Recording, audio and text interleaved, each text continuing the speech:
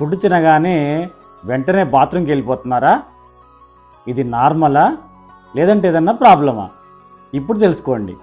తినగానే మోషన్కి పోవడం చాలా నార్మల్. దీన్ని గ్యాస్ట్రోకోలిక్ రిఫ్లెక్స్ అంటారు. ప్రతి ముగ్గురులో ఒకరికి ఈ విధంగా జరుగుతుంది.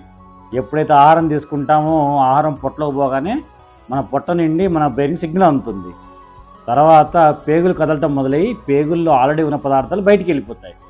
ఈ విధంగా జరగడం ద్వారా పేగులు రాబోయే ఆహారం కోసం ఖాళీ స్థలాన్ని ఏర్పాటు చేసుకుంటాయి. కొంతమందిలో పేగులు చాలా సెన్సిటివ్గా ఉంటాయి. అందువల్ల ఈ గ్యాస్ట్రోకోలిక్ రిఫ్లెక్స్ అనేది కొద్దిగా ఎక్కువగా ఉంటుంది. మనం తినే ఆహారాన్ని బట్టి కూడా ఈ విధంగా జరుగుతుంది. ఎక్కువ స్పైసీ ఫుడ్ కానీ ఆయిలీ ఫుడ్ తిన్నా, ఆహారం ఎక్కువగా తీసుకున్నా, లేదంటే కాఫీ టీలు తాగినప్పుడు కూడా ఈ విధంగా జరుగుతుంది. అందువల్ల తినగానే మోషన్కి పోవటం చాలా నార్మల్. మనం కంగారు పడాల్సిన అవసరం లేదు.